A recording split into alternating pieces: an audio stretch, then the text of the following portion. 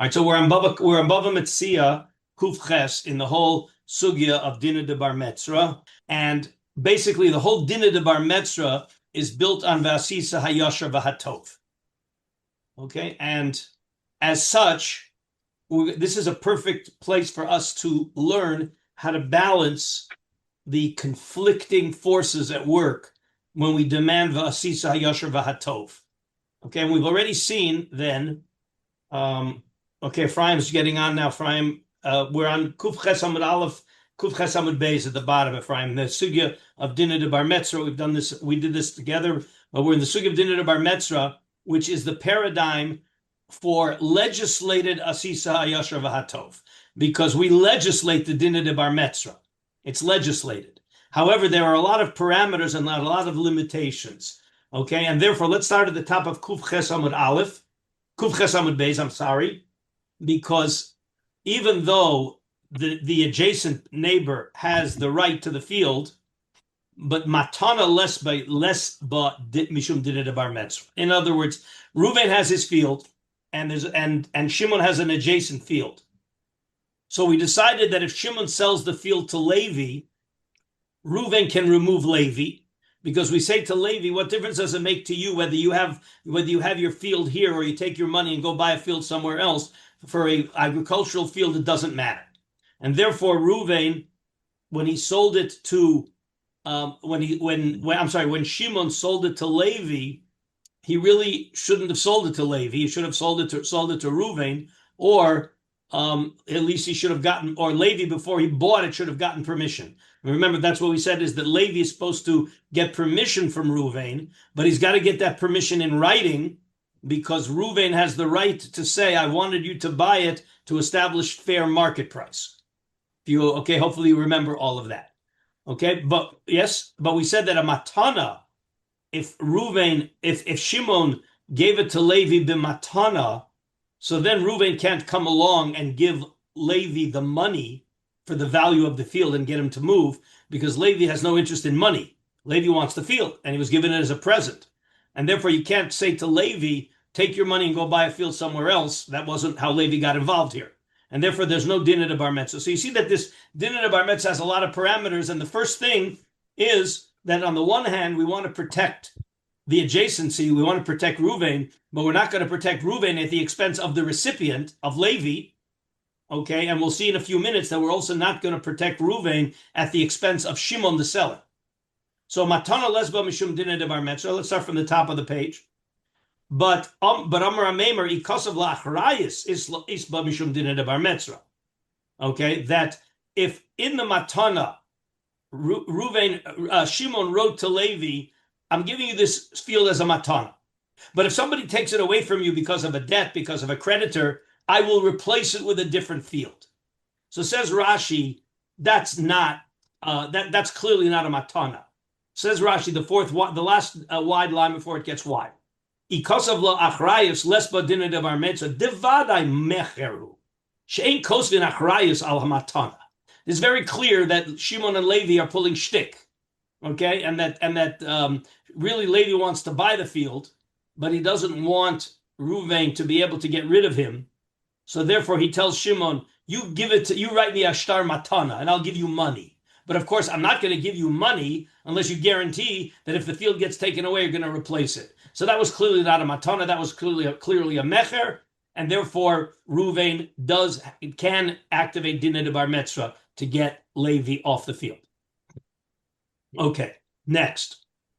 Mochar kol nechasav li'acher. This is where we left off last time. That if if Shimon is selling his field adjacent to Reuven, but he's not just selling his field adjacent to Reuven, he's got 10 fields spread out over the city, over the country, and he's selling all 10 fields to one buyer. So then none of those buyers can be removed because of Dina de Bar Metzra. No Bar Metzra can remove any of those buyers. Okay, Mishum Dina de Bar Metzra, says Rashi. All right. Mochar kol nechasav le'echad. B'chol mokom shehein. B'mizrach, zu b'mayrav. V'yotzu metzrane achas mehen ve'iraru. And one of the Balei Metzra says, hey, wait a minute, I'm a Bar Metzra on this field. I want to be able to give you the money and get you away. Says Rashi, less boo mishum dinah de bar metzra. Why? Shelo, here's a key line. Shelo tiknu chachamim lilokeach lihistalek lasos hayoshar hatov lebal hametzar shehu ra'a lemocher. We want to do good to the bar metzra. We want to do good to Reuven, but we're not going to do good for Reuven at the expense of Shimon the seller. Okay, shezelo yikneh hashar shim sheches yaro b'shvilo. That if Yehuda is going to buy all 10 fields, but he knows that one of those fields, Reuven can get him off of, so then he's not going to buy the fields. So therefore, that's the expense of the seller. That's at the expense of Shimon, and we certainly don't make the welfare of Reuven so that he should have adjacent fields. We're not going to make that happen at the expense of the seller Shimon. Okay, zelo yikneh shar shim shoches yaro b'shvil zu. Uvemokom pseida de mocher lo tikun dina de bar metzra. Kili omer lekaman hani tzari v'hani shoru les b'ubishim dina de bar metzra. We'll see later. But this is Yisodistic. This is really the key. Vasisa yosher vatov. It's very nice to do asisa yosher vatov to Reuven, but that's only when it makes no difference to Shimon the seller or to Levi the buyer.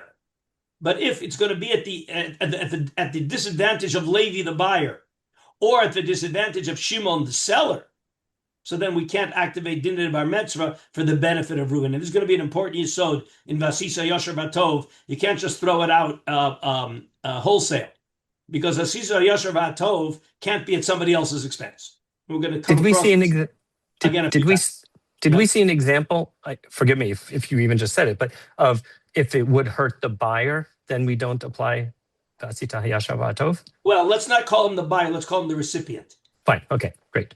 Because if Levi got it b'matana, then giving him money to get him off, that's very good for Reuven, the adjacent, but it's not very good for Levi. Right. Okay. Okay. And we'll have a couple of other examples. Okay. Next. This is a little tricky, and again, it's got to be certainly at the time of the Gemara. Maybe I'm not sure how it applies today. Although keep in mind, in general, the din of bar metzvah nowadays does not apply to houses. Okay, because you can't tell somebody, there's a house next door to my house. Okay, and I'd love to expand. Okay, but my neighbor sold it to Levi. My neighbor Shimon sold it to Levi. I can't come to Levi and give him money and say, "Why'd you buy this house? Go buy a house somewhere else." No, every house is different. Okay, and Levi says, "I want this house." You don't have identical houses. Although somebody mentioned if we would have row houses, in Philadelphia they had row houses. Every house was exactly identical in Logan. So maybe if you had row houses there's houses down the block that are for sale exactly the same, maybe you could do it. Although I think there's also a din in real estate, not in agricultural land, but certainly in office buildings and in residential houses, is that there's no such thing as identical. Everything is location, location, location. Okay, and therefore the fact that the house down the block, well, maybe that's a few doors away from the subway, right? Or it's a few doors away from the supermarket. So maybe you could say that nothing is identical. But in those days, agricultural fields were all the same. Okay. Now, next, Zoven me akum, v'zovun le'akum. All right, so here we go. All right, so Shimon has a field, and Levi buys Shimon's field. Remember, Reuven is the adjacent. Shimon has the field that's for sale, and Levi bought it, but Shimon wasn't Shimon the Jew. Okay. Shimon was Mr. McDougal, the goy, who owned a field next to Reuven. So Reuven has a field, Mr. McDougal has the adjacent field, and Levi bought it from Mr. McDougal. That's Zoven Me'akum. V'Zoven Le'akum means that Shimon, our Jewish friend, who's adjacent to Reuven, he sold his field to Mr. McDougal. So in both cases, there's no din of dinah de bar metzvah. Les ba mishum dinah de bar metzvah. Why? Why in both cases? Zovan me akum. So if Reuven is adjacent and Mr. McDougal has an adjacent field to Reuven, and Levi buys it. And now what does Reuven want to do? Reuven wants to give Levi the money of the field that he bought from Mr. McDougall so that Reuven can have adjacent fields. Why can't he do that? Because Levi's taina is Omar le Ari Avrachi Lecha. Says Rashi.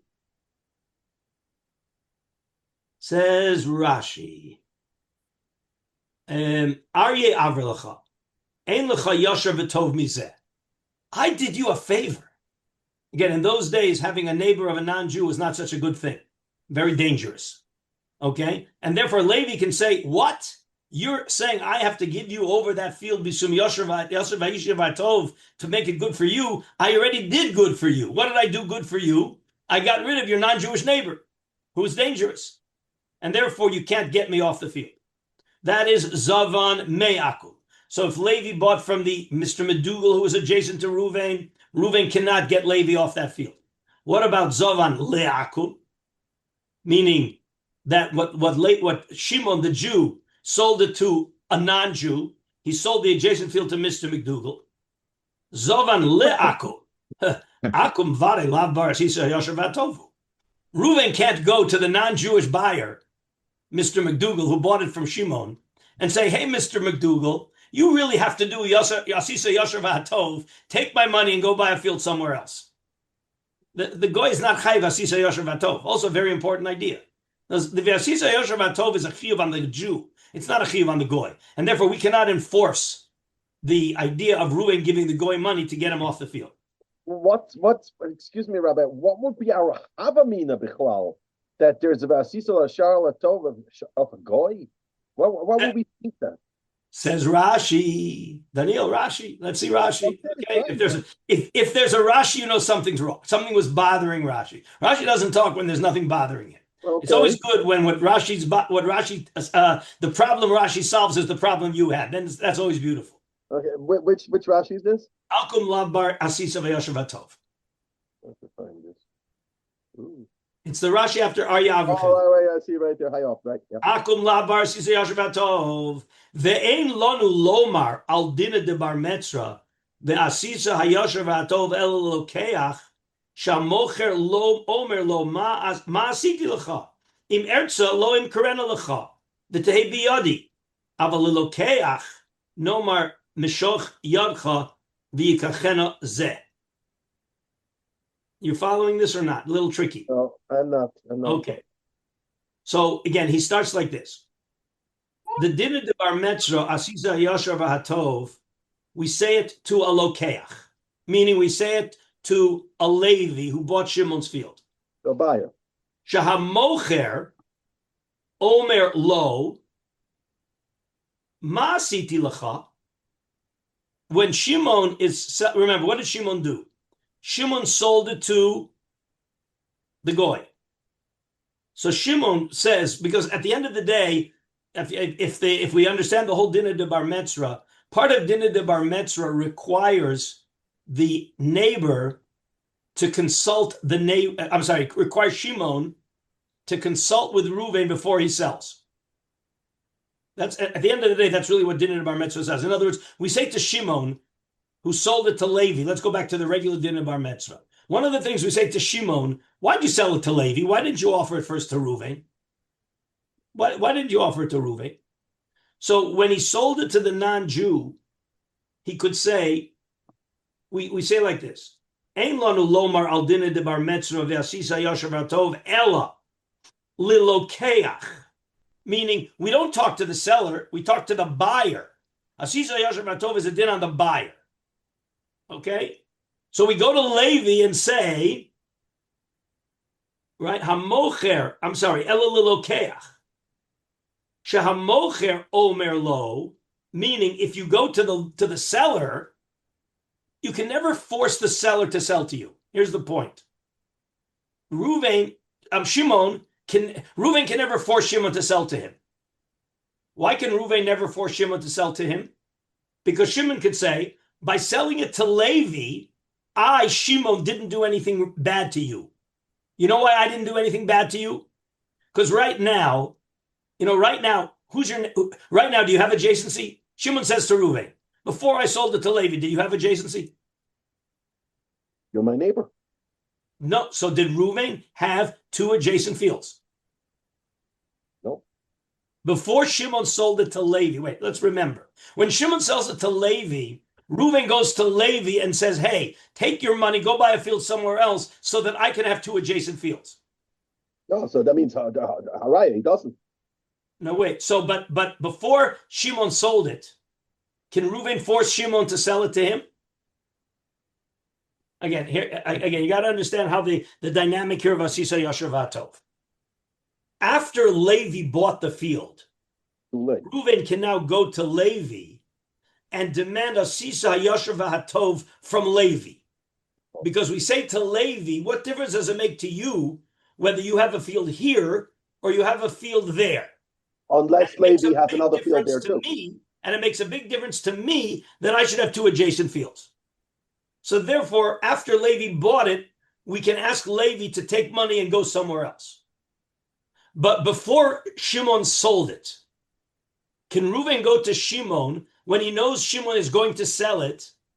Can Reuven demand that he sell it to him?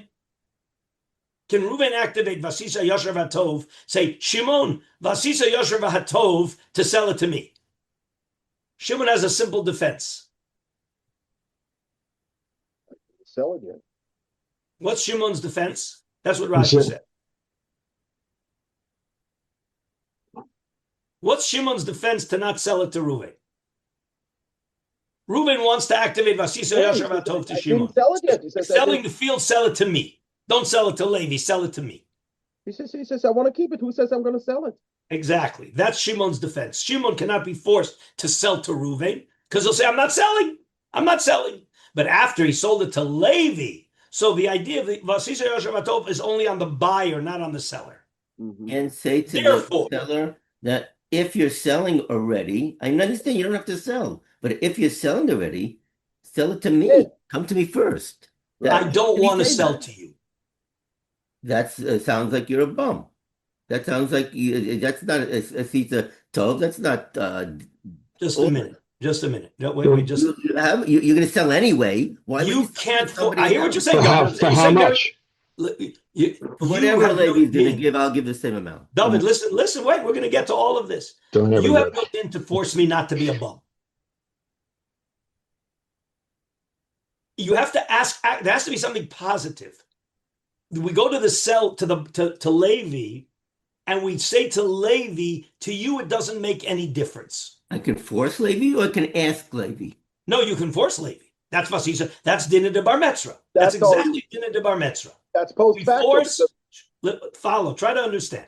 We force Vasisa Hayosher V'Hatov on Levi, since to Levi it doesn't matter, and to Reuven it matters. But the seller, you say it matters. Reuven's going to say it matters to me more, maybe. But listen, matters. David, please listen. Before Shimon sells, you can't force Shimon to sell. Shimon can fold his arms and say, I'm not selling. And there's nothing you can do about it.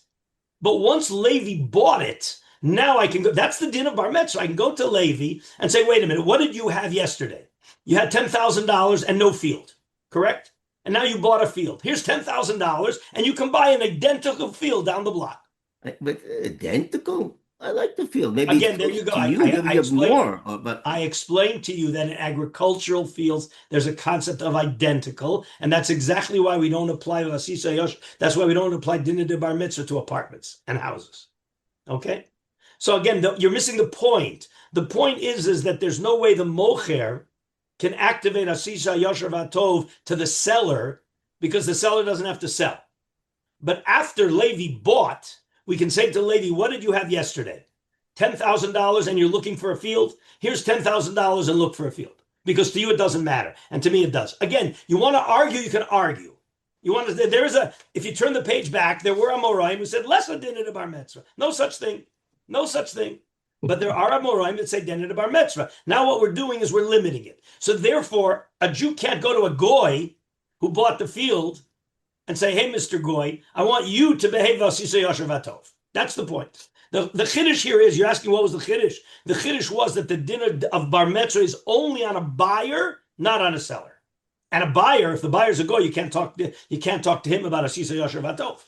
That's the chiddush here, is that it's only on the buyer, not on the seller. Okay, let's go on with that. Yeah. Okay.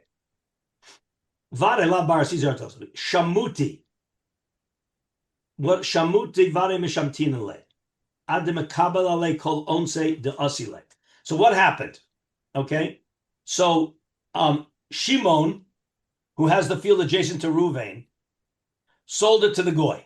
Now remember, when Levi bought the field from the goy, can Ruvain get Levi off? Again, Ruvain was a neighbor with a non-Jew. Okay, and again, think about non-Jews in those days; it was dangerous. So Ruvain was the neighbor of a non-Jew. Okay, and the non-Jew sold the field to Levi. And now Reuven comes to Levi and says, Asisa Yasher Batov, here's money. You just bought the field next to me. Go take the money and buy somewhere else. So in theory, that should work. Levi's response is, I already did you Asisa Yasher Batov. Because I got rid of a neighbor of a goy. You had the neighbor who was a goy, now you don't. Say thank you very much. Okay, don't demand too much. You say thank you for that. But now the reverse. Shimon sold to a goy. Did he do Ruvain a favor or did he do Ruvain damage? He did damage to him. If it's bad to have a neighbor of a goy, what Shimon just did is he took a field and he sold it to a goy, and Ruvain can't do anything about it. Right. So, but what we do is shamute vade mishamtinale. We're certainly going to go to Shimon, who sold it to the goy, and say, Mr. Shimon, you really did an improper thing. That was improper. Look at Rashi. Shamute vadai mishamtina. Lemocher, meaning Shimon sold it to a goy. Shamtinan, we do a shamuti. We do a what's the word I'm looking for in English? Assessment. A what? We put him in the cherem. Yes, that's a kind of a cherem. What's the cherem? Flash assessment.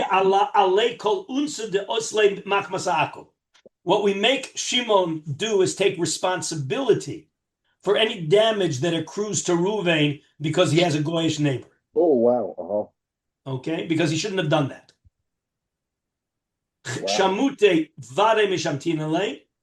We put him in cherem ad mekabel ale kol unsi de asile machmase.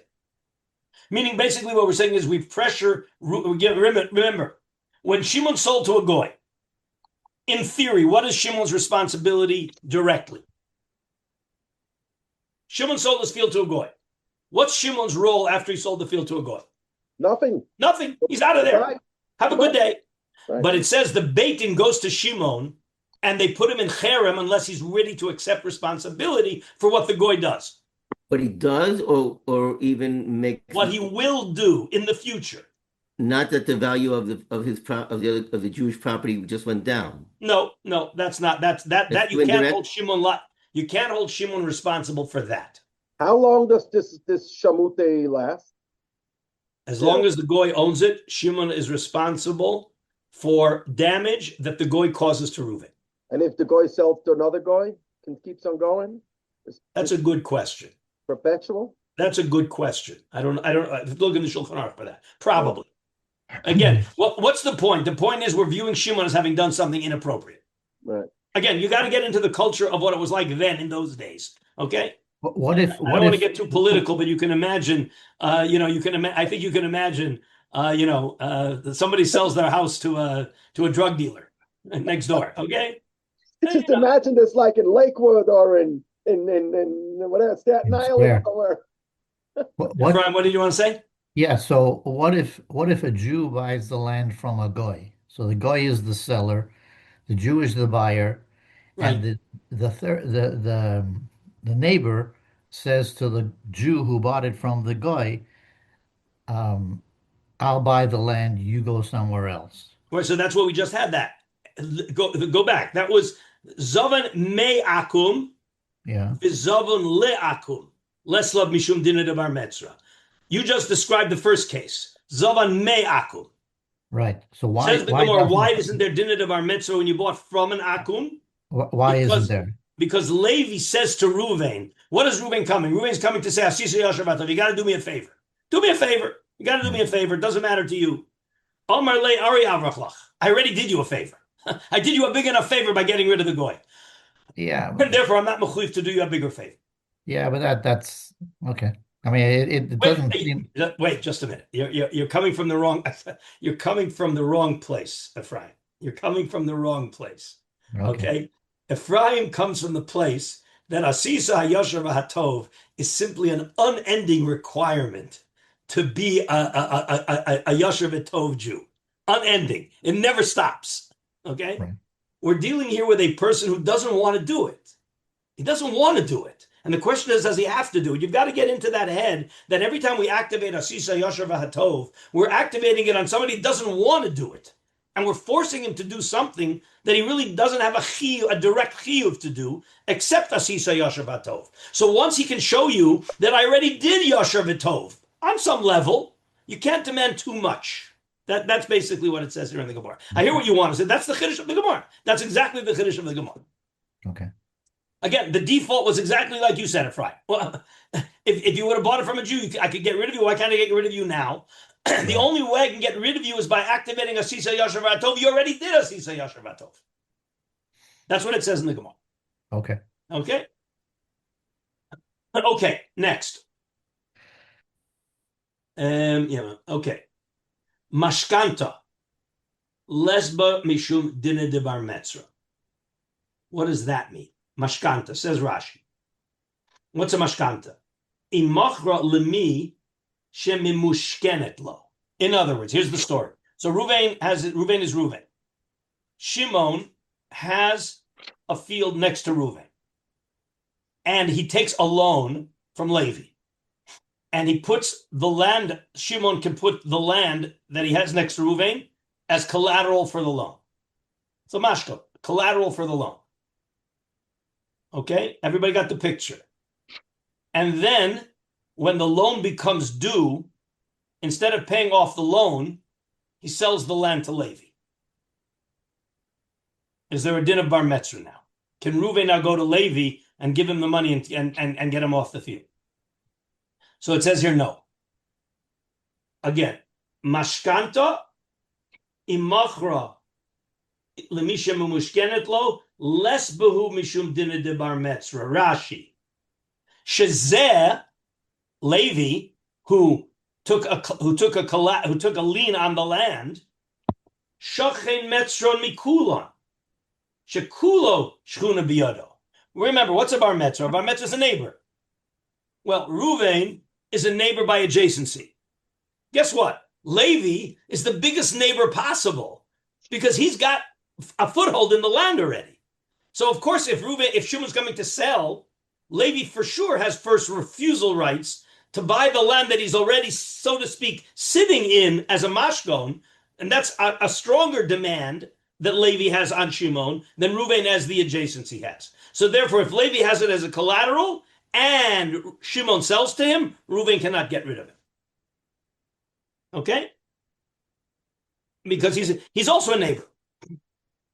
Hold on. Sorry. Levi was holding it as collateral, and then he bought it. And then Shimon sold it to him. He kept it. And then Shimon sold it. Shimon sold it to him. As a payoff. But since what Rashi says to is settle the loan, or just doesn't matter. You know what? It's not clear. The language of Rashi indicates that he doesn't necessarily have to do it to settle the loan, but the idea is that Levi, by having a mashkon, by having that land as collateral, he's considered a neighbor. He's the biggest neighbor of that land. Read the Rashi again. At what point in the timeline is he become that? The minute he takes the collateral, the minute he has that land as collateral. Mm-hmm. Let's read the Rashi. Rashi's pinpointing exactly what you're asking. Les bashum dina de bar metzra shezeh, meaning Levi, who took the loan as collateral, shachen metzran mikula. He is the biggest neighbor. Shekulo shchuna biyado. Shchuna meaning he's got the whole thing in his hand. He's not an adjacent neighbor. He's in there. He's in the land. So that's even more than a neighbor. Okay? Next. Well, it's knocking out. Before we thought it was just because of adjacency, because a field that you could work continuously, maybe 2 fields, was more convenient than a field than somebody else's than your field. But here, Levi is he using the field when he has it as collateral? It doesn't. He has a right to buy the field. He has a right to buy the field. Again, what we're doing, you got to realize what we're doing here. We're insulating Levi, the buyer, from being forced to sell. Because Shisa Yashar Vatov. That's what we're insulating him from the demand that he give it up the field. Next. Why? Amru Lisabi Demasa Machasya. My mashkanta. What's the language of mashkanta? Well, we have it in modern Hebrew, of course. Mashkanta means a mortgage. But why do we call it a mashkanta? What's the root of the word mashkanta? The shechuna gabe, shochen. He's neighboring in the land. He's dwelling in the land. Okay, and now my nafkamino l'dina de bar metzra. Again, what Rav Ashi said like this: Amar Rav Ashi, Amru lisabi de mosa b'chasya, my mashkanta de shchuna gabe. That's the language of mashkanta. So the Gemara says, my nafkamino. Why are you talking? This isn't a lesson in philology. Why are you telling me the importance of the root of the word? And the answer is because of dina de bar metzra. Right? That the nafkamino would be a dina de bar metzra. Next, limkor berochok. The ligol bikarov, says Rashi. Limkor berachok, the ligol bikarov. What does that mean? Im hamocher zeh. Now we're talking about Shimon. Shimon sells the land to Levi. Mipnei shehi rechoka mimen. Levi happens to be living, right? Levi has a piece of land in Pardes Chana, and he lives in Haifa. Okay, and Reuven is adjacent to that land in Pardes Chana. So Shimon, who lives in Haifa, far away from the field that he's selling, so he's selling it mipnei shi rechoka mimenu, v'rotza liknot acheret bekarov. So Shimon, who lives in Haifa, wants to sell his land in Pardes Chana so that he can buy a piece of land in Haifa. So there's no dinner de bar metzra. We'll see in a minute why. Although you can already probably pick it up yourselves. So that's limkor berachok v'ligol bekarov. He wants to sell a piece of property that's far away from him, i.e., the property that's adjacent to Reuven is far away from Shimon's house, ligol bekarov, so that he can buy a different piece of land nearer to his house. Okay? So, or bera v'ligol biyafet. What's ra v'ligol biyafet? Again, that he's selling a lousy piece of land, a junky piece of land, so that he can buy a better piece of land. Les ba mishum dina de bar metzra. Okay, says Rashi, ein ba mishum dina de bar metzra lefi she'ein lanu lahafsid mocher mishum tovi yosher de metzra. So again, if we allow Reuven to hand Shimon money and say go away, remember, who's the Metzran here now? So got to get the case straight. It's a little tricky. Shimon has a piece of property in Pardes Chana, and he's selling that piece of property in Pardes Chana in order to buy a piece of land in Haifa. So who is Shimon selling it to? Selling it to a guy. He's selling it to Levi. So Shimon is selling the property to Levi so that he can buy land near his house. What does Reuven want to do? Are you guys following the case? Reuven wants to go to Levi after Shimon sold it to him and say, hey, I'm very sorry. Here's money. Go buy land somewhere else. Who's going to suffer from that? Levi, but no worse than he normally does. Levi always suffers. In quotation marks. We tell Levi, what, you just bought Shimon's land here, right? No, you guys are mixing up the case. Shimon, the owner, sold the land next to Reuven because he wants to buy a better piece of land. Let's talk about it that way. He wants to buy a better piece of land near his house or higher quality. So he sold it to Levi. Now Reuven's going to come and tell Levi, take money and go away. Do you think any Levi is ever going to buy that property? This is the point, is that if by making Levi subject to Yosher v'Hatov, it's going to undermine Shimon's ability to sell the property because he'll have less buyers, then you can't allow that to happen because it's Asisa Yosher v'Hatov to Ruvain at the expense of Shimon the seller. Isn't that always true? But in every case you have that. What's the difference between other cases? Good. Think. Shimon is selling the land. Okay? So Shimon is selling the land. He wants to cash out. He wants whatever he wants to do. So he again, by the way, part of this ends up. Okay. Well, no, I don't want to go there yet. Again, you've got to know what the default is. You've got to know what the default is. The default is that that Levi should be able to buy the property from Shimon and not be bothered. But we say that since when Levi bought the property, to him it doesn't matter. So therefore we allow Reuven to give him money and go buy a different property. But if by doing that you're going to prevent Shimon from being able to sell because he has a pressure to sell. This is the point. If Shimon is just selling, we activate a Sisi Yosher v'Hatov. But if Shimon is under pressure to sell, i.e. he needs to get a piece of property near him, we'll see another few cases. Let's see two more cases. Okay? Likarga ulemizoni ulekruve ulekavura lesba mishum dinah de bar metzra. If Shimon is selling the property because he has to pay taxes, right? He doesn't have money for taxes on his other properties. Or mizone, he has a settlement with his wife. He's got to pay, he's got to support his wife and he has no money. Or likavura, he has to bury his relative. In other words, he's strapped for cash in a very objective way. Then the sale stands and we don't allow Reuven to get rid of Levi because that will hamper Shimon's ability to sell. And he's selling under pressure. Okay? Lesbos tishum dinah de bar metzra. The Omar, I'll just read more and then we'll see Rashi. The Amri nahardoi lekarga lemizoni ulikruva mizavninan below achrazta. Achrazta means that when we have to sell something, sometimes before we want to put it out for bidding. But sometimes when you put it out for bidding, it delays the ability to sell. And therefore, we don't put out a bid, we just take an assessment and we assess the value because we need it immediate cash. Okay, so these are the things that we need immediate cash for. Okay, because if a guy doesn't pay his taxes, he may lose another piece of land, and he may lose his house. Wait, when do we invoke the din? After the sale, I thought. We don't. We're not slowing down a sale. When Levi bought the field, because Shimon was selling under pressure, then we insulate Levi from Dinah de bar metzra, so as not to hamper Shimon's ability to sell the land. When a guy stops selling the land, Asisa V'Yosher Tov says, you'll sell it.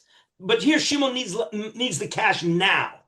And if Levi knows that he might get kicked out, Shimon's going to have a hard time finding a buyer. In general, we say, what do you mean Shimon's going to have a hard time finding a buyer? Let him sell to Reuven. There's lots of permutations here. Okay? But when he's under pressure to sell, we don't want to in any way hamper his ability to sell because of Asisa Yosher v'Hatov to Reuven. That's, again, we're balancing all of the conflicts here of Asisa Yosher v'Hatov at whose benefit, at whose expense, at whose cost. Let's just see Rashi. Right. And lim kor berachok v'korov and redeem close to him. That falls under the category of pressure. Yes, because it's very inconvenient for him to have this field far away, and therefore he's under pressure to get a field near his house. Let's see the Rashi. V'chein lekarga lifroa kesef gulgelet lemelach means head tax. Lemizone lemazon almana v'habanos shebezdin mochrin b'nichse yisomit. Meaning, we have here the guy died, and his inheritors, his estate, needs to pay money to the widow or to the orphan children, and therefore the estate has to sell the property. So whoever buys the property from the estate is insulated from Asisa, from Dinah de bar metzra. V'chein likbor es hameis, if we need to sell the property because somebody died and he didn't leave any money for his burial and he left over property, we sell the property. Whoever buys that property is insulated from Dinah de bar metzra. And that's because we do this below achrasta, kiven de mishum ravcha de yasme, because we want to benefit the yisomim, lo mashhinan lemilse. We don't delay. Pen yichos shoter hamelech, v'chein chison mizonos. We don't want to put the owner of the property who's trying to sell it to raise the cash quickly. We don't want to put him in danger of being put in jail or defaulting on the mizonos for the widow, etc., etc. Okay, again, you see here the balance that the buyer, we don't want to compromise the ability of the seller or the beit din to raise the cash quickly by selling a piece of property that is subject to bar metzra. Again, a couple more. Shchenei ha'ir v'shchenei sadeh. The truth is now we're transitioning, and I'll explain to you what the transition is happening here. See, once you know that there's a dinah de bar metzra, so you as the seller really need to choose your buyer very carefully. Okay, and as the buyer himself, that's why the buyer sometimes goes to the neighbor to say, "Is it okay for me to buy?" Now we're going to shift gears. This is again a kind of asisa yasher vatov. You're now a seller, and two buyers come to buy. So if the two buyers are coming to buy, one of them is a shchenei ha'ir and one is shchenei sadeh, meaning you, Ruvain, live, let's go back to our case. You, Ruvain, live in Haifa, and you have a field in Pardes Chana. Okay? And now you want to sell your field in Pardes Chana. Okay? So you can either sell to a member of your city or somebody who has a field in the area. Says the Gemara, it's a little bit of a chiddush. Shchenei ha'ir v'shchenei sadeh shchenei ha'ir kodmin. Says Rashi. Let's see Rashi. That means the Haifa people? Let's see Rashi. Shchenei ha'ir v'shchenei hasadeh shchenei ha'ir kodmin. So it's a little tricky. Rashi's not so happy with what's going on here. Exactly because of what Daniel raised. Nira be'enai. Delav bedina de bar metzra ayri. Ela lahasi eitza derech yosher v'tov. We're shifting gears on yosher v'tov. They now talk to the seller. Seller should behave in a yosher v'tov way as a seller. Okay? L'mocher. She'im yesh lo soda limkor. Ubo'u aleha lilokeach. Shchenim hadarim etzlo bedira. V'shochen sheyesh lo soda shesadoteim smuchos zu lezu. Sheyesh lo limkor. Ena smucha lemetzron. Shchenei ha'ir kodmin. V'ani lo didakti ba mipi Rabbeinu. You realize if Rashi's bothered by what you're bothered by. I've got a neighbor in my apartment building. I got to sell him the field instead of the guy who has an adjacent field. That's a little bit strange. Right. What? V'lo didakti ba mipi Rabbeinu kol tzorchi. V'ad hene pirashti de b'metzron delay ka'omar. V'hashta lo nirali. De'im kein havile lemisnayu b'hare hanach deleel. U'lememer hachi. Again, he says how he doesn't like this pshat. Let's skip here a little bit of lines to get to what he says. Right? Well, let's read the next step, and then you'll see how it connects. Let's stop here for a minute because it's not clear what we're talking about. But here, the next one is very clear. Shachein v'talmid chacham. He has a neighbor, guy lives in his apartment building, or a talmid chacham. Talmid chacham kodem. You sell to the talmid chacham before you sell to your neighbor. Like where's the talmid chacham? Where's he come in from? From left field? He's a talmid chacham, and you have a neighbor. There's a guy who lives in your apartment building. You're selling a field in Pardes Chana. You live in Haifa, right? And you're selling a field in Pardes Chana to your neighbor in Haifa or to a talmid chacham. There's a guy from We'll see Rashi in a few minutes. Just let's read the rest of it. Okay. Karov the Talmid Chacham, a relative, and a Talmid Chacham kodem. Iboilahu shachin v'karov mai. What about a relative and a neighbor? We already decided that the Talmid Chacham. Here's the equation here. Talmid Chacham and neighbor, Talmid Chacham wins. Talmid Chacham and relative, Talmid Chacham wins. What about a relative and a neighbor? Right? What about a relative and a neighbor? The Talmid Chacham The Talmud Oshma Chacham tov is immune. shochem korov me'ach rachok. So you see that a neighbor is better than a relative. So Okay, so you Talmud sell to Chacham the is relative. immune from bar mitzvah? I'm sorry, this has nothing to do with bar mitzvah, says Rashi. This is not a din of bar mitzvah. This is a din on the seller to do yosher v'tov. It's the priorities of the seller to be an exemplary Jew, to behave in a yosher v'tov way as a seller. Nothing to do with bar mitzvah anymore. That's Rashi's point. Let's see the rest of the Rashi here. So, Rashi, when we say he was in this case, if he was pressured, would these guidelines? Wait, let's not mix up cases. Okay. Everything. This is where all else is equal. This is all else is. Oh, okay, that answers the question. Okay. All right, so let me see where we want to pick up the Rashi. Anyway, Rashi says that this is not talking about a bar mitzvah. Nothing to do with bar mitzvah. We're talking here about priorities as a seller. Okay, all right. I think let me see if we need to a little bit more. You know what? Let's see this here. There's a few more examples here. Okay, again, now we're talking about priorities of who you sell to. Okay, in general, if all else is equal, you get to sell to whoever you want. But we're telling you, Asisa Yasher V'Tov tells you that you should prioritize the Talmud Chacham. That's Yasher V'Tov. You should prioritize your neighbor. That's the Yasher V'Tov.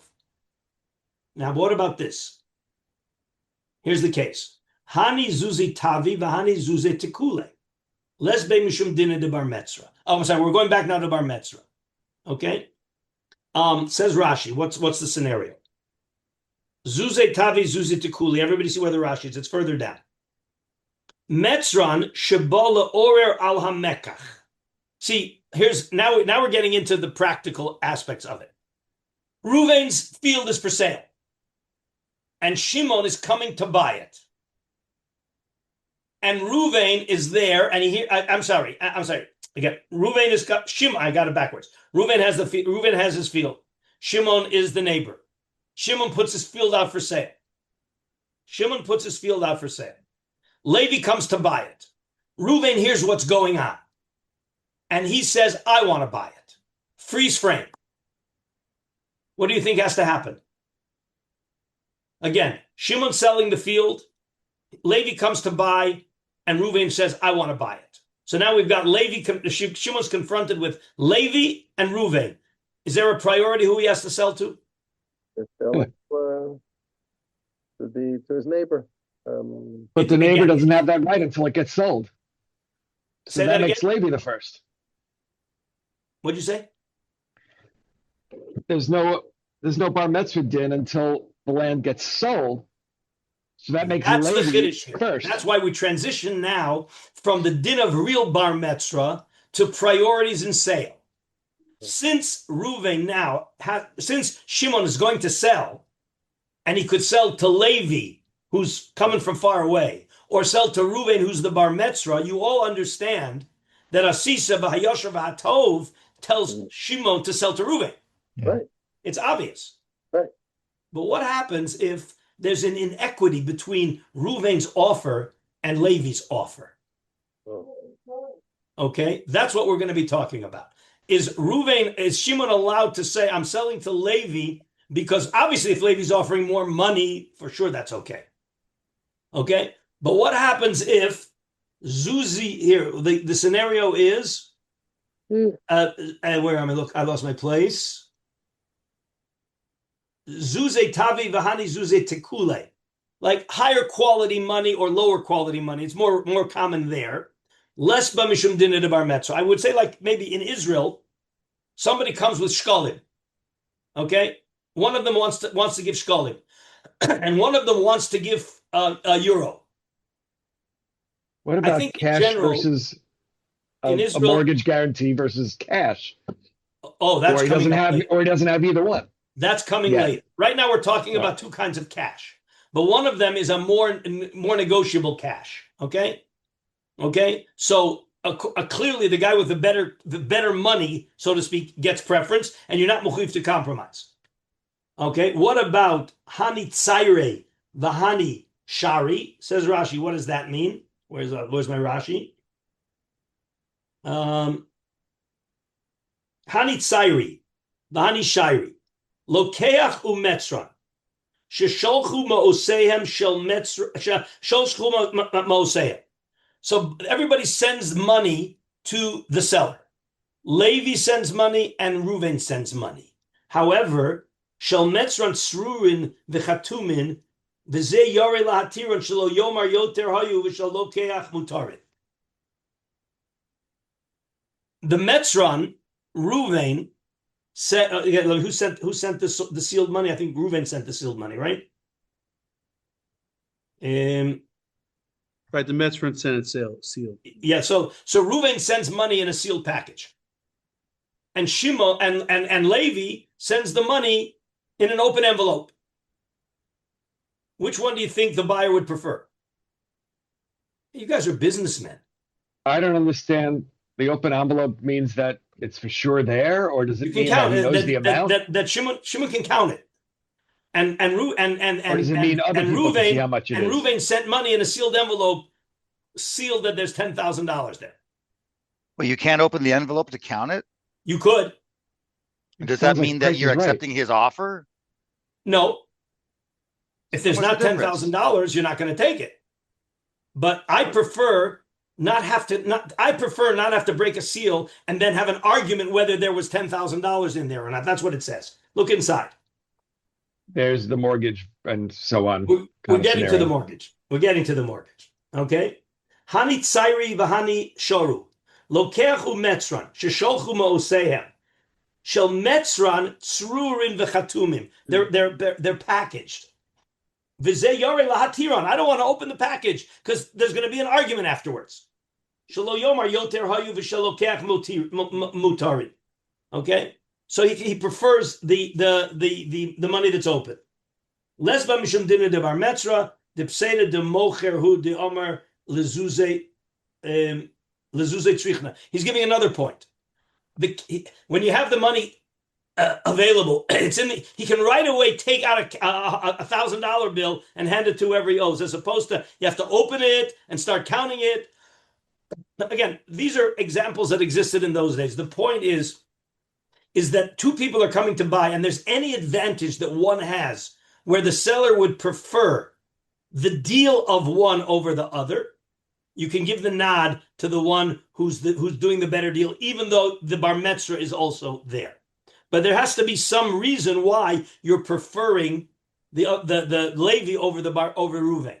But if everything is equal, you got to sell to Reuven. And here's another example.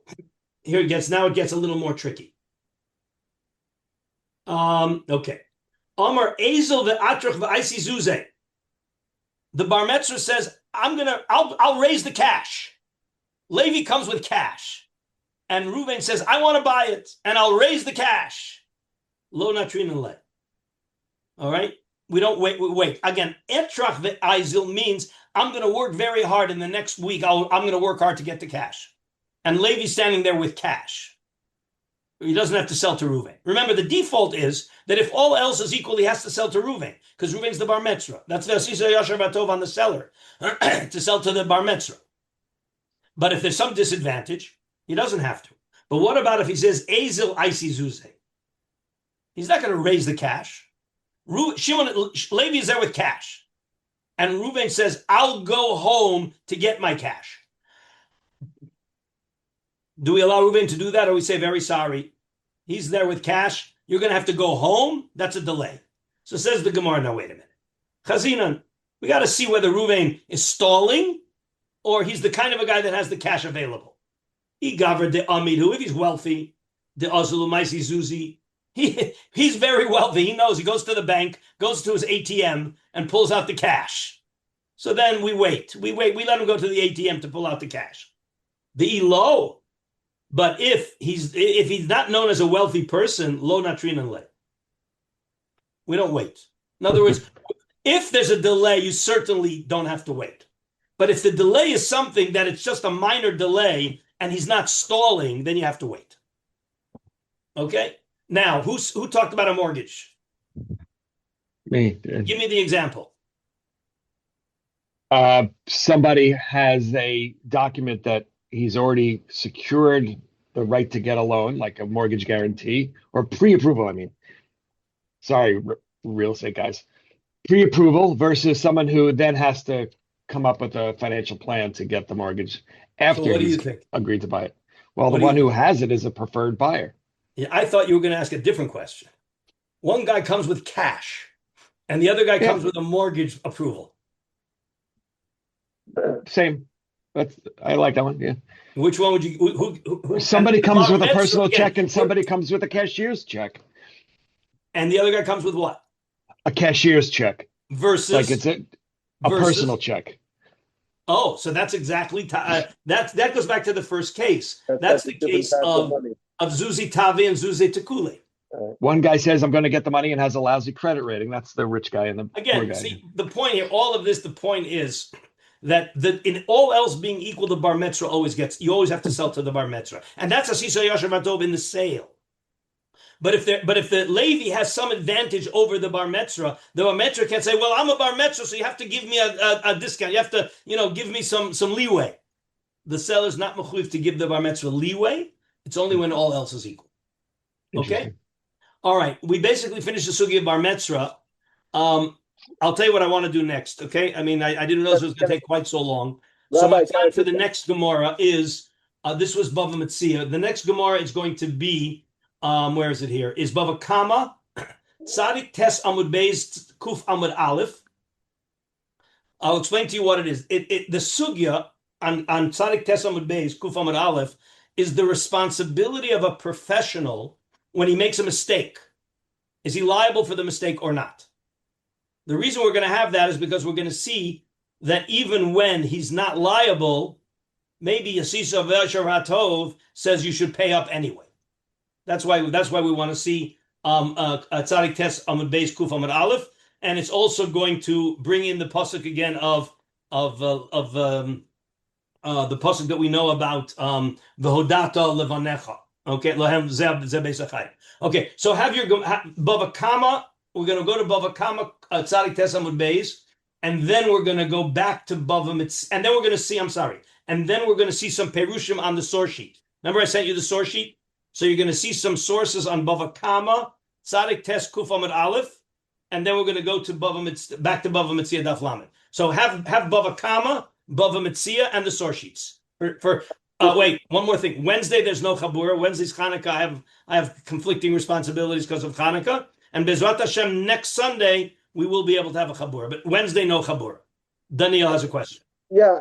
I mean, I think, Rabbi, the last case that you brought.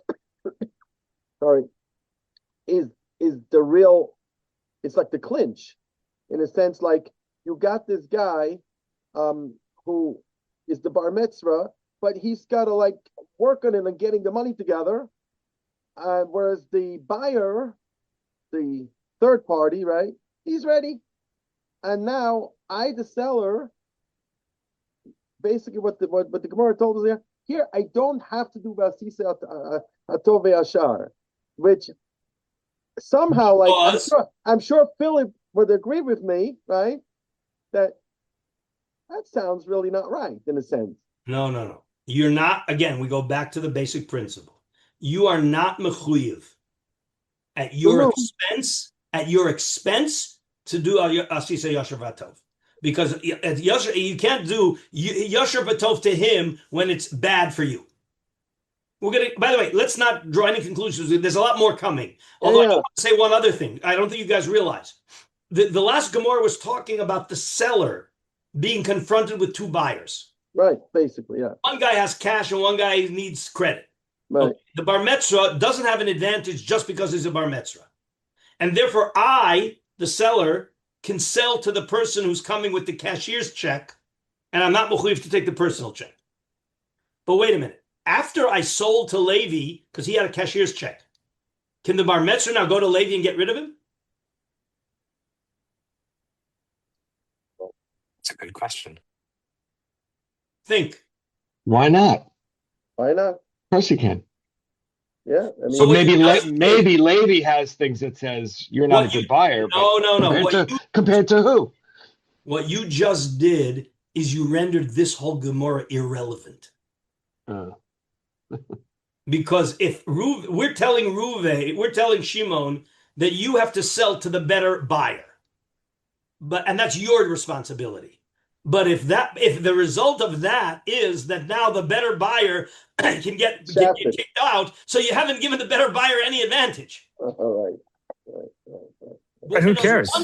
Once the bar mitzvah is there with the opportunity to buy, and he doesn't buy for whatever reason, loses the right to activate bar mitzvah. Okay, very, very important. Again, all of this is the balance of Asisa Yosher Vatov. You can't do that. Because remember, at the end of the day, it's not so great for Levi. But we want to give the nod to Ruvain. But Ruvain, you had the chance and you lost it. So you can't come back later and try to activate it again. Important point. But we're going to see there's a lot more, Rabosai. Don't draw any conclusions yet. There's a lot more examples coming up. Okay? All right, so thank you. Next Sunday, Bezbat Hashem, next Sunday, Bava Kamen, Bava Metzia, and please have the source sheet that I sent around. Happy Hanukkah. Happy Hanukkah to everybody. Cold too. Hanukkah.